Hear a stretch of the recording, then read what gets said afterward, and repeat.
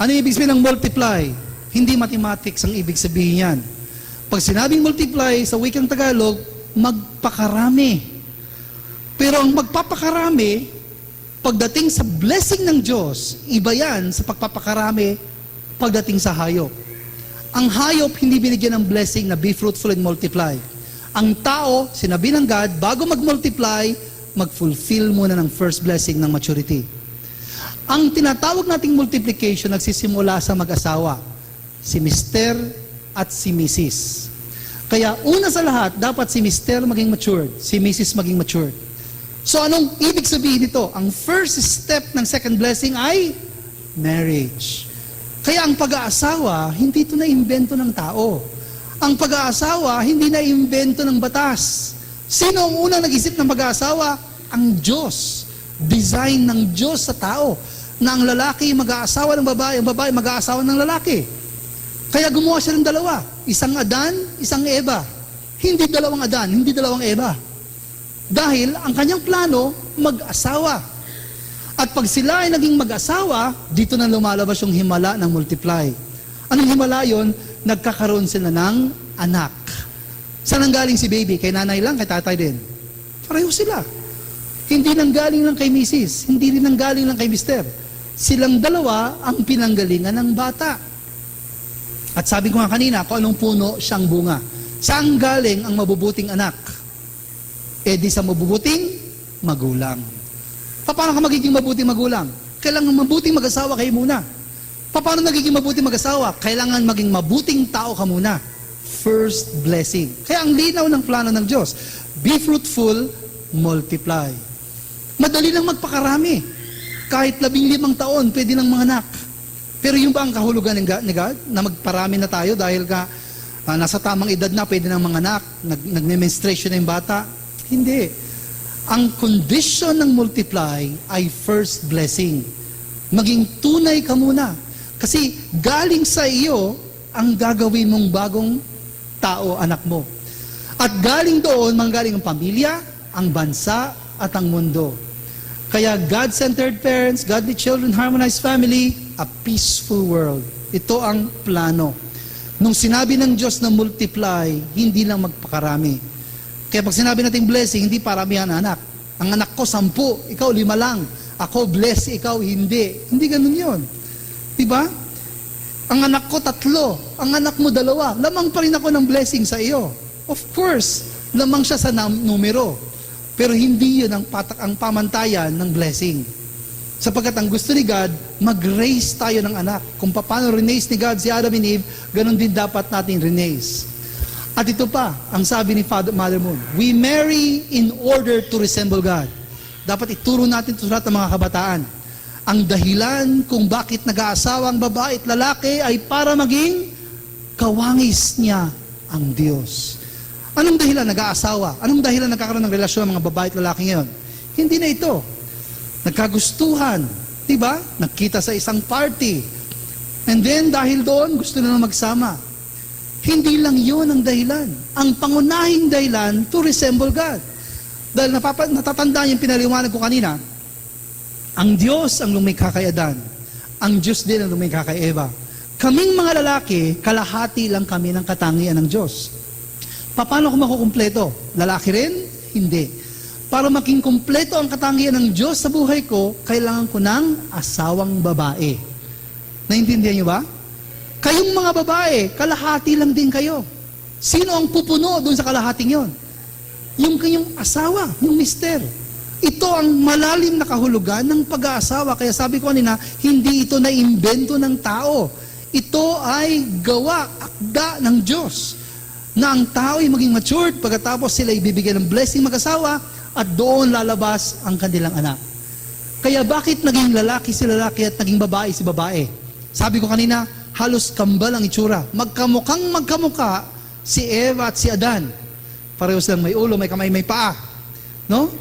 So bakit naging lalaki ang lalaki? Malaki ang braso, malaki ang balikat? Hindi. Anong dahilan? Bakit naging babae ang babae? Mahaba ang buhok? Dahil nga mas makitid ang katawan niya? Hindi rin. Kung bakit naging babae at lalaki ang tao? Dahil sa parte na nasa gitna ng inyong katawan. Anong tawag doon? Sexual organ. Kaya kung merong sumasalamin sa katangian ng Diyos sa katawan natin, ano yon? Sexual organ. Naintindihan niyo ba? Ang ibig sabihin na laging tinuturo ni Father Moon, ang sexual organ ay banal. Ituro natin yan sa mga anak natin habang maliliit pa sila. Ito, hindi lamang banal, ang pinakabanal sa lahat ng parte. Dahil ito ang sumasalamin sa katangian ng Diyos sa aking buhay. Kaya nga ito rin ang kahulugan ng tinatawag nating pag-aasawa. Ang dalawa ay nagiging isa. Parang nagkakaisa ang mag-asawa. Sa anong parte? Sa mata? Sa tenga? Sa kamay? Sa bibig? Hindi. Saan nagkakaisa ang babae at lalaki pag nag-aasawa? Sa sexual organ. Kaya ang ibig sabihin, pag nagsama yung dalawang sexual organ, ito, ang kahulugan nito, naging buo ang katangian ng Diyos sa mundo.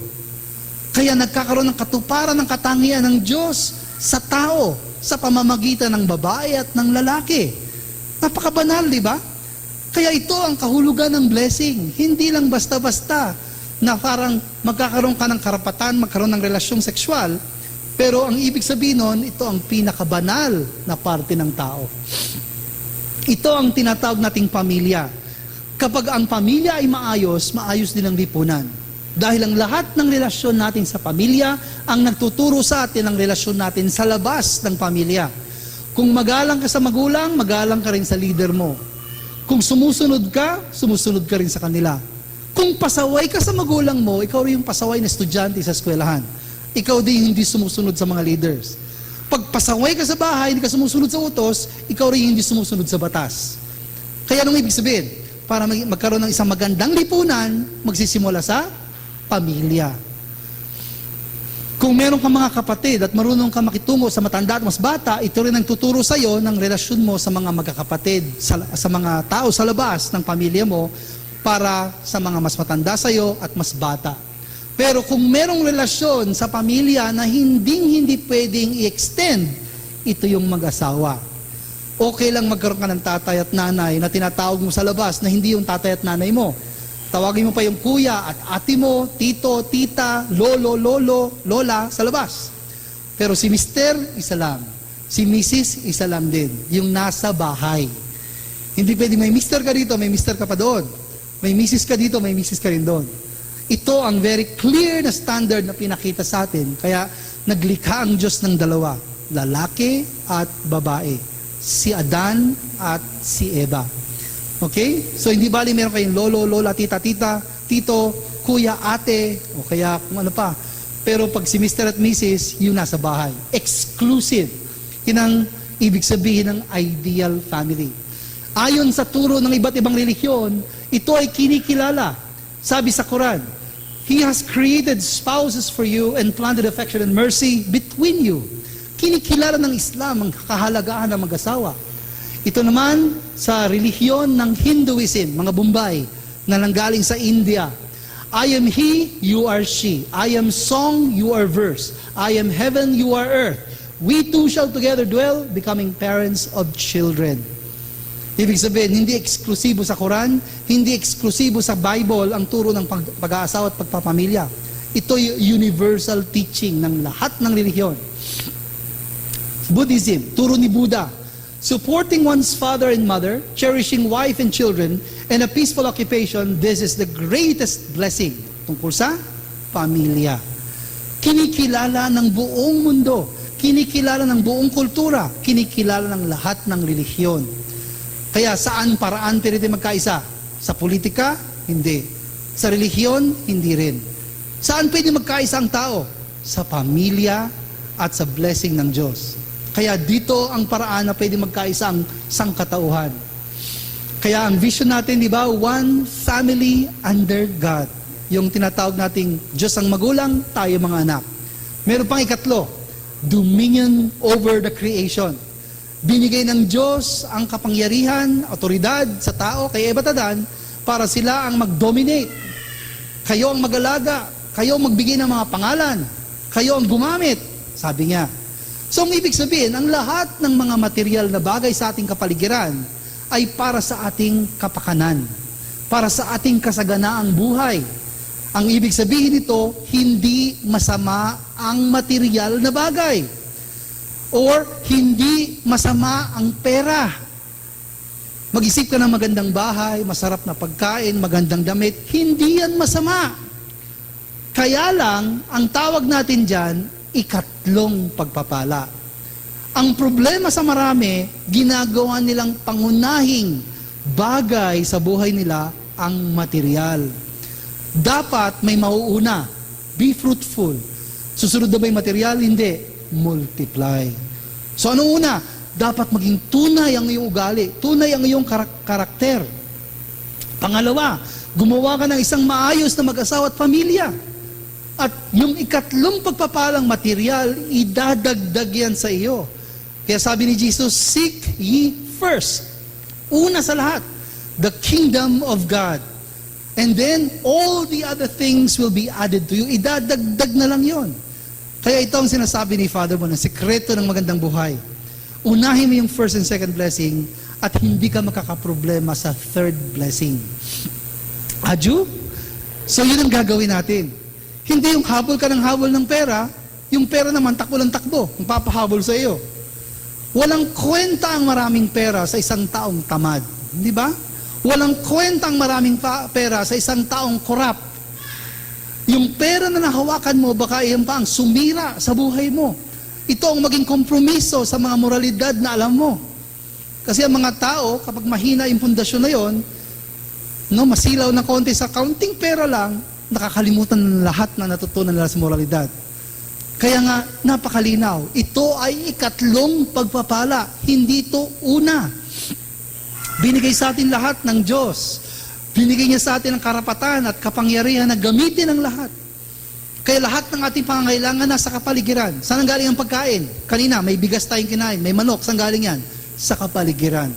Saan ang galing yung pakwan? Sa kapaligiran. Yung ginamit nating kutsara at pinggan, saan galing? Sa kapaligiran. Yung mga suot yung damit, saan galing? Sa kapaligiran. Ito mga ginamit nating material para sa building, saan galing? Sa kapaligiran. Andyan lang yan, sa kapaligiran. Pero sino ang may karapatan at karapat-dapat na mag-enjoy sa mga bagay na yan? Yung mga nakapagpatupad ng una, first blessing, at yung pangalawa. Be fruitful and multiply. Saka lang, have dominion. Kaya walang kahulugan ng maraming pera sa isang tao na wala namang first and second blessing. May sinabi rin si Kristo ganito, for what will it profit a man if he gains the whole world but forfeits his soul? Ano bang mapapala ng isang tao kung makamit naman ang lahat ng bagay sa mundo kung mawawala naman ang kanyang spirito o kaluluwa? Kaya hindi yun sa dami. Dapat marunong din tayo maging kontento sa mga bagay na meron tayo. Limitado ang material. Hindi mo kailangan ng pangmatagalan. Pag gutom ka, kumain ka, tapos ng gutom mo. Kahit na simple lang yung kinain mo. Pag busog ka, kumain ka pa, sasakit na yung tiyan mo. Hindi ba? Pag ikaw ay nakasapatos, kahit 10 pares yung sapatos mo, hindi mo kaya isuot yung 10. Yung isang pares lang ang kaya mo isuot. Pero ibang tao, mga 20 ang sapatos nila. Di ba? Kaya hindi mo kailangan ng masyadong marami. Ang kailangan mo lang, yung buhay ka at masaya ka sa buhay mo. Ang nakakasira dyan, yung bang nagnanais tayo sa mga sobra-sobrang bagay na kumbaga, hindi na naman natin kailangan. Luho na lang. Kaya ito ang kahulugan ng ikatlong pagpapala. Kaya tinuturuan din tayo sa ikatlong pagpapala na dapat pangalagaan natin ang ating kalikasan at pangalagaan natin to hindi lang para dumami, pero para magamit para mga susunod na saling lahi. Isipin natin yung mga anak at apo.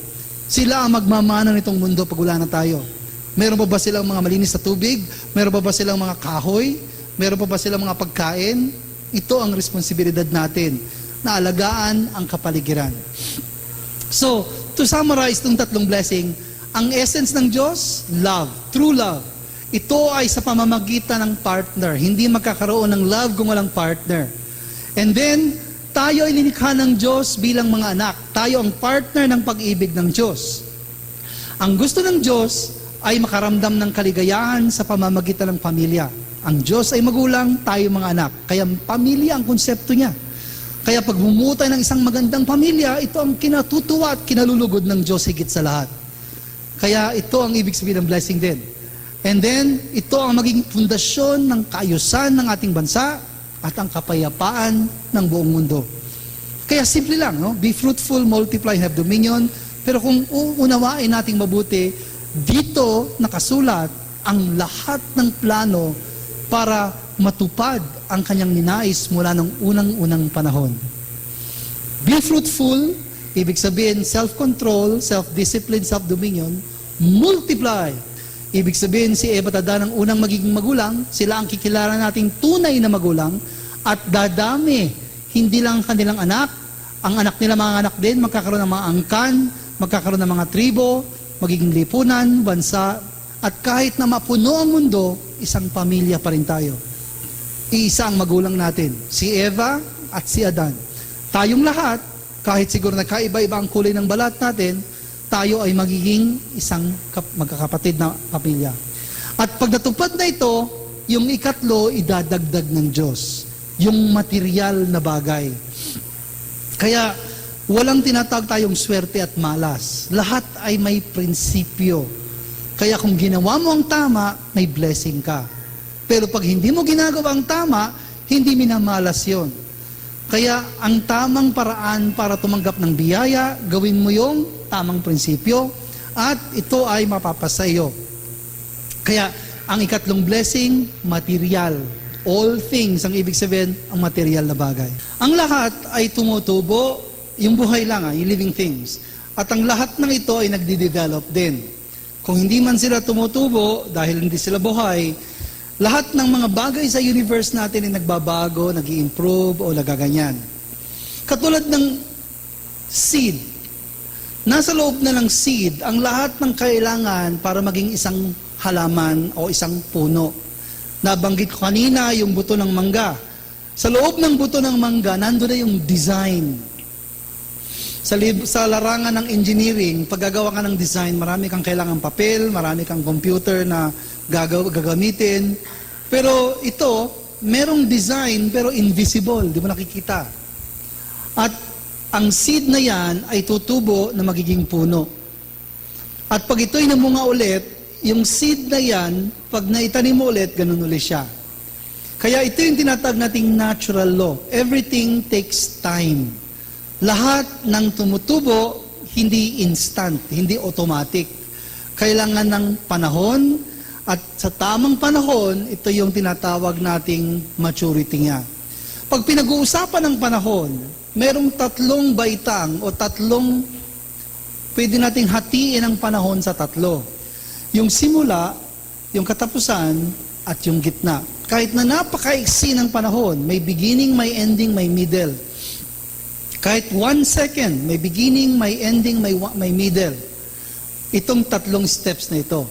Kaya kung papansinin natin, ito ang tinatawag na growth period na kinabibilangan ng tatlong stages: formation, growth, and completion. Sa pag-aaral ng divine principle, mapapansin nyo na napakahalaga ng number 3. Ang 3 ang number na ginamit ng Diyos sa kanyang paglikha. Kasi nanggaling sa kanya yung konsepto ng dalawa, pares. Lumabas yun, naging babae at lalaki. Kaya ang simula ng paglikha, nagsisimula sa number 3. Ibig sabihin, ang Diyos, paborito niya sigurong number ang number 3. Kung papansinin niyo yung mundo, merong tatlong layers ang mundo. Crust, mantle, core. Di ba? Kung papansinin niyo, ang daming kulay, pero tatlo ang primary colors. Kung papansinin niyo rin, tatlo ang malalaking kingdoms ng mundo. Plant kingdom, animal kingdom, at saka yung mineral kingdom. Tatlo rin ang states ng matter. Solid, liquid, gas. Wala nang iba. Kaya ang 3 is a very special number. Marami din tayo makikitang number 3 sa Biblia. Pagdating sa kwento ng religion, sa kwento ng Diyos, sa kasaysayan. Si Adan, may 3 anak na lalaki. Si Noah, 3 rin ang anak niyang lalaki. Nung pinagawa ni Noah pinagawa ng Diyos kay Noah yung malaking barko, tatlong palapag din. Bakit palaging tatlo? Hindi ba? Nung huminto na yung ulan, pagkatapos ng panahon, inutusan ng Diyos si Noang magpalaya ng ibon. Ilang beses siya nagpalaya? Tatlo rin. Tigpipitong araw ang pagitan. Kaya bakit tatlo?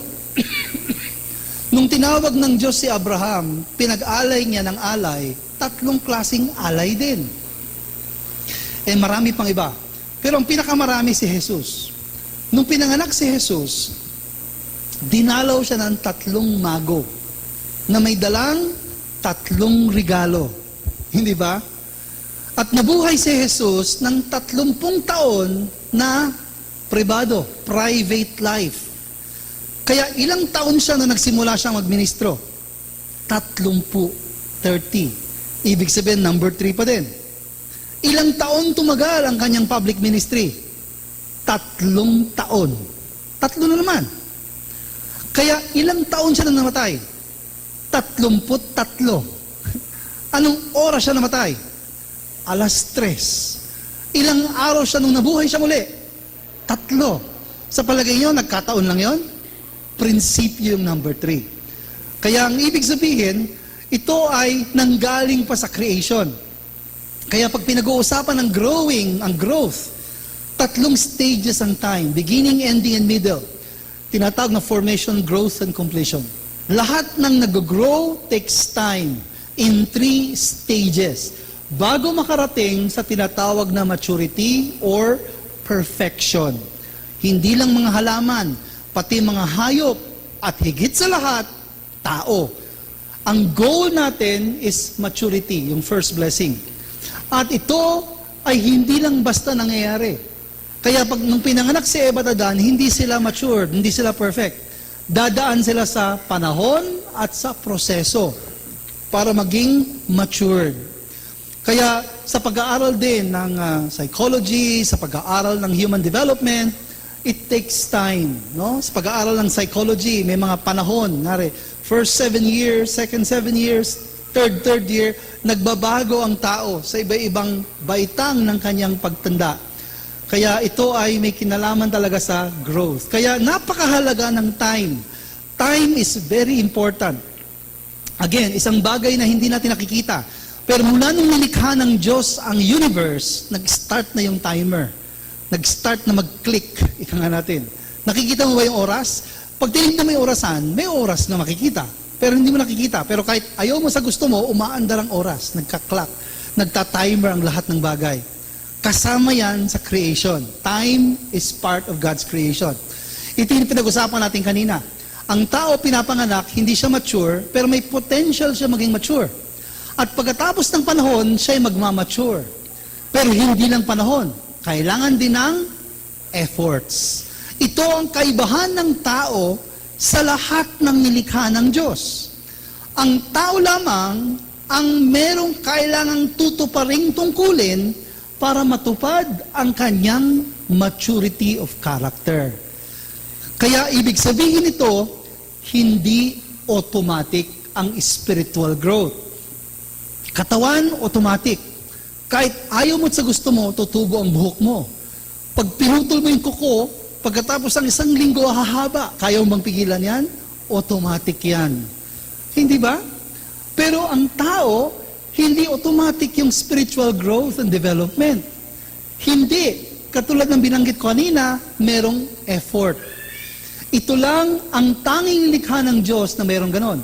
Ang lahat ng bagay ay tumutubo ayon sa prinsipyo. Maghagis ka ng buto sa lupa, maarawan, maulanan, sarili niya tutubo yan. Pero ang tao, kahit 20, 40 taon na, pag talagang walang ginawang effort, hindi magmamature. Kaya dito nanggaling yung konsepto ng human effort o human responsibility. Napakahalaga. Kaya tayo lamang ang lumikha ng Diyos na may konsepto ng kalayaan. Maraming gusto ng kalayaan. Pero ang tunay na dahilan kung bakit tayo binigyan ng Diyos ng kalayaan para maipatupad at para magawa natin ang ating responsibilidad. Bakit tayo naging malaya? Para maging responsable. Pag gusto mong maging malaya, dahil gusto mong gumawa ng bagay na kairresponsablihan, hindi tunay na kalayaan yon. Ang tawag doon, lisensya. O, gusto mo lang gawin ang gusto mong gawin. Pero may plano ang Diyos kung bakit ka binigyan ng kalayaan. Binigyan ka niya ng kalayaan para ikaw mismo ang gagawa ng desisyon sa mga patungkol sa tama at mali, sa mga bagay na totoo at hindi, sa mga bagay na wasto at hindi wasto. Kaya ito ang kaibahan natin. Ang puno, walang ganon. Ang mga halaman, walang ganon. Ang tao lamang ang nag-iisang nilalang ng Diyos na may tinatawag na human o tinatawag na responsibility. Kaya ito ang dahilan kung meron tayo ito at ito ang magiging dahilan ng ating development. Hindi automatic na magmamature ang tao dahil lang sa kanyang edad. Sabi ko kanina, hindi magkasabay yan. May mga tao, puti na ang buhok, di ba? Kulubot na yung mga muka, pero pag kausapin mo parang bata. May mga bata naman, kausapin mo parang matanda, magsalita o mag-isip. Kaya yung responsibilidad, kaya yung mga pinagdaanan mong buhay, yung mga dinanas mo sa buhay, mga klase ng mga problemang hinanap mo ng solusyon, ito ang nagtuturo sa atin ng karakter. Kaya ang tao na walang responsibilidad, wala ring development. Sino ang tinatawag nating may development? Yung mga may responsibilidad. Naintindihan po ba natin? Kaya doon ang galing ang konsepto ng responsibilidad. Kaya kahit ang Diyos ay makapangyarihan at kaya niyang gawin lahat, iniba niya ang tao. Binigyan niya ng katungkulan at tungkulin. At kung sakaling binigyan niya man, hindi niya hinihinga ng malaki. Maliit lang. Anong ginawa ng Diyos? Siya ang lumikha ng lahat sa kalangitan. Siya ang gumawa ng mundo at lahat ng bagay sa mundo. Sinong gumawa ng tao? Diyos pa rin. At ang lahat ng kailangan ng tao, nasa mundo na. Pero meron siyang hininging maliit na bagay. Mukhang maliit lang, no? Sabi niya, huwag kayong kakain galing dito sa bunga. Sa puno ng kaalaman ng mabuti at masama. Yun lang. Pero kung natupad ni Eva, tadan nyo 5%, ano mangyayari? Magkumpleto 100% ang plano ng Diyos sa tao at sa lahat ng kanyang plano sa nilikha. Kaya maliit man, pero ito ang pinakamahalagang tatapos sa pangkalahatang plano. So ganun din tayo kahalaga sa Kanya. Kaya mahalaga kung paano tayo magdesisyon, mag-isip, kung ano mga gagawin natin pagkatapos tayo magdesisyon. Sapagkat ang ginagawa ng tao ay nakakaapekto sa mga plano ng Diyos, kung ito'y matutupad o hindi. Hindi ibig sabihin nito na ang Diyos ay mahina at hindi niya kayang gawin ang kanyang trabaho. Pero ito ay may kinalaman sa plano niya na itaas ang halaga ng tao sa pamamagitan ng pagtupad ng isang responsibilidad. Kasi kung ang tao ay parang puno, tutubo kahit anong mangyari, o hayop na tatanda kahit anong mangyari, wala siyang posisyon at dignidad para sakupin ang mga ibang nilalang. Siya lamang ang nilalang ng Diyos na mayroong karapatang dominate ang ibang nilalang. Ang qualification, human responsibility. Kaya mababasa natin sa Matthew, according to your faith will it be done to you. Ang nagpapagaling ang Diyos, pero meron kang parte dun sa pagpapagaling. Yun ang sinasabi nating human responsibility. Ask and it will be given. Bibigyan ka, pero dapat humingi ka. Seek and you will find. Meron kang gustong hanapin, di ba may nahanap? Paano makikita? Tumapat ka sa pintuan pagkatapos ng seminar na ito, umuwi ka sa inyo, di ba?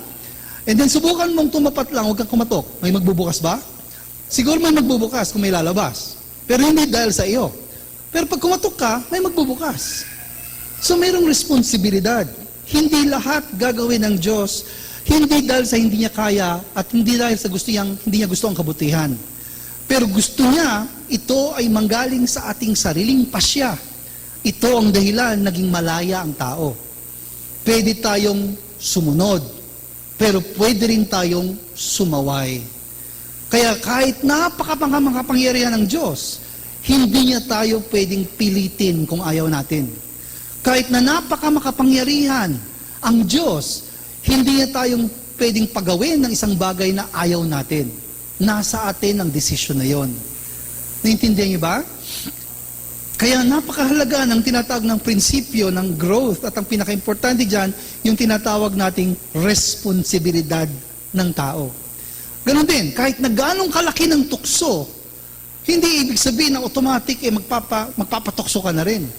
Kahit na gamitin lahat ni Satanas ang panunukso sa'yo, ikaw pa rin ang may desisyon dyan. Hindi mo pwedeng sabihin paano pag yung palay nang lumalapit sa manok. Oh. Of course, pwede mong sabihin yon. Pero kung ginawa mo yon, pinag-isipan mo rin. O baka hindi mo malalim na pinag-isipan. Gusto mo lang kasing isatisfy yung sarili mo. Kaya napakahalaga. Sa tinatawag nating maturity, ito ang magdidetermine kung paano tayo nagmamature. Kaya mahalaga sa atin kung ano ang ating mga pananaw sa mabuti at masama at tama at mali. At kung paano tayo nagagawa ng mga desisyon sa buhay. Sabi ng Islam, nakasulat sa Quran, walang pilitan sa relihiyon. Ito ay tinuturo din sa Muslim. Sa Hinduism, arise therefore and with the help of your spirit, lift up your soul. Allow not your soul to fall. Huwag mong pababayaan na mag-down ka masyado. Gumawa ka ng paraan. Yung ibang tao, naghahanap ng panahon, naghahanap ng magandang environment para magbago yung pag-iisip nila. Meron kang kinalaman kung paano tatakbo ang buhay mo. Huwag mong iaasa lang sa ibang tao, huwag mong iaasa sa mga nangyayari sa paligid mo. Yun ang ibig sabihin ng freedom and human responsibility. Ikaw ang kapitan ng barko. Kung sinabi mong sulong, susulong. Pag sinabi mong stop, stop. Ikaw ang gagawa nun. Of course, andyan ang suporta, 90%.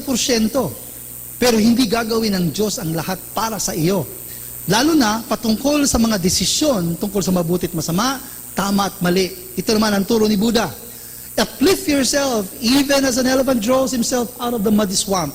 Kung yung elepante marunong umalis pag napunta doon sa putikan, ikaw din dapat marunong ka.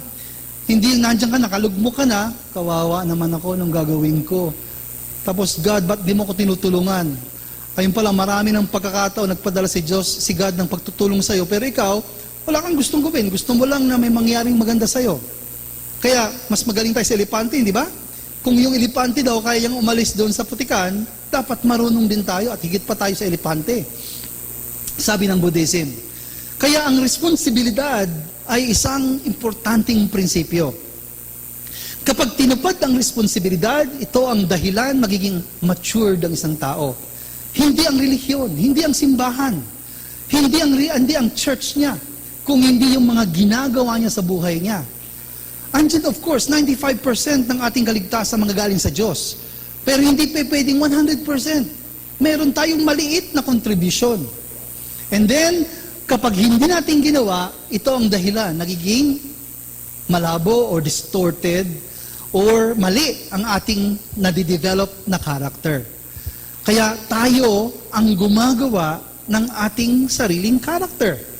Binigay ng Diyos, linikha ng Diyos sa atin ang mind and body, pero kung paano mag-unite ang mind and body to develop character, responsibilidad natin yan.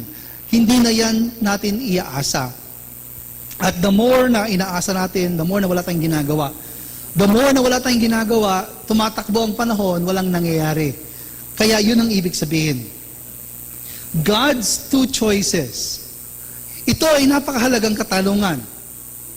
Kung ang Diyos, ginawa niya ang taong katulad ng robot, di walang kasalanan, di ba? Walang magdidesisyon Dahil lahat susunod sa Diyos.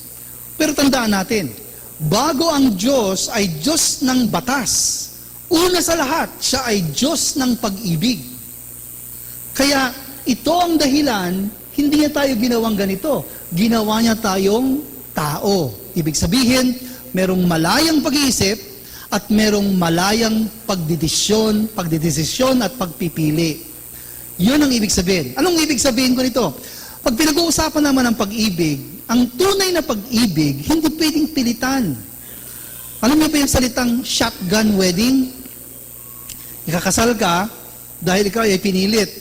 Pagkatapos siguro, kung literal natin ititake siya, may nakatutok na shotgun sa likod mo. Kailangan sabihin mo, tinatanggap mo itong babaeng to, I do. Kasi pag hindi mo sinabing I do, puputok yung baril, mamamatay ka. Kung ganun ka nag-asawa, sa palagay mo magiging maligaya ka? Hindi. Ang Diyos, ganun din. Binigyan niya tayo ng free will para kusa tayong gumagawa ng mabuti. Hindi dahil takot tayo, hindi dahil sa may mangyayaring masama sa atin.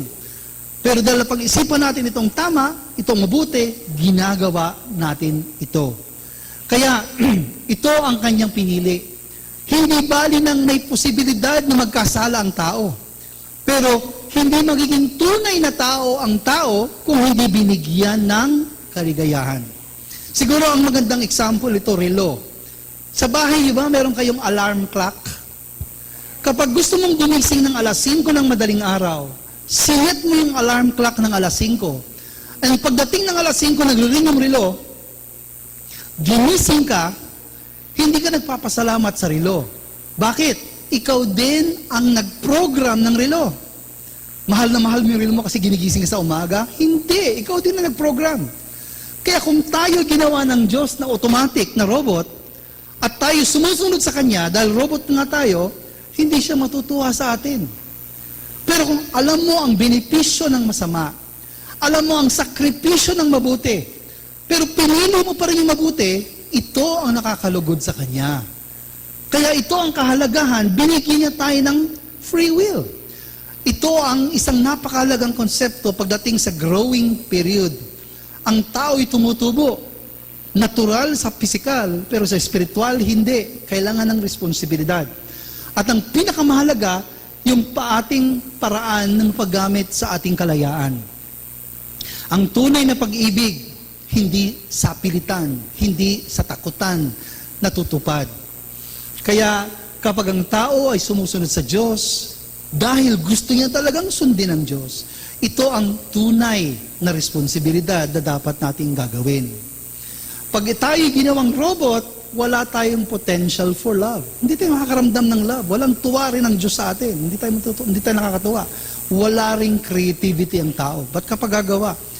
Kung mahal mo ang isang tao, gumagawa ka pa ng mga ibang dagdag na bagay para patuwain ang taong mahal mo.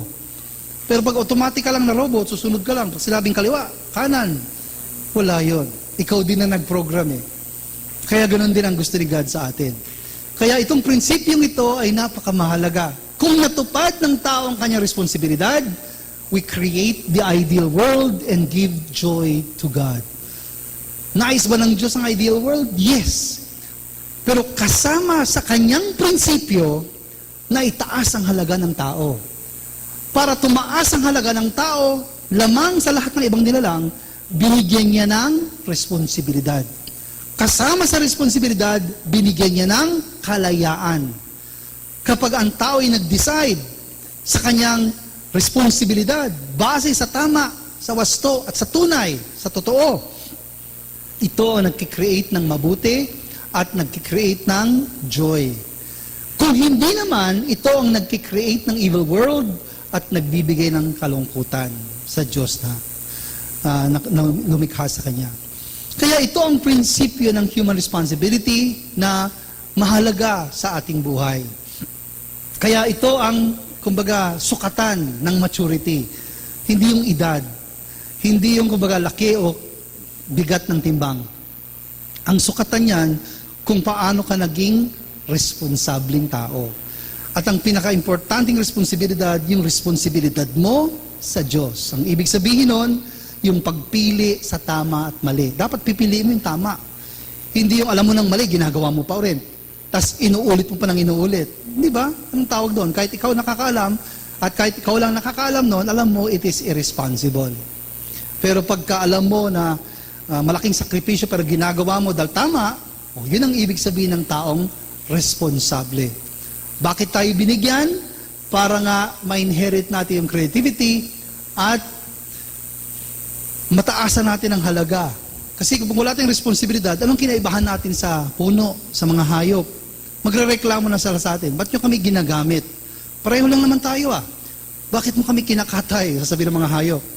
Pero kung ang tao ay merong pananagutan sa Diyos, then meron siyang posisyon na mas mataas sa mga walang pananagutan sa Diyos. Kaya yun ang kahalagahan ng human responsibility. Okay? So ito muna, understanding our origin, ang Diyos ay magulang. Pangalawa, principle of relationship, yung pinag-usapan natin yung living for the sake of others. Pangatlo, the purpose of life in existence, pinag-usapan natin yung tatlong pagpapala. At yung pang-apat, the principle of growth and development, tungkol sa free will and responsibility.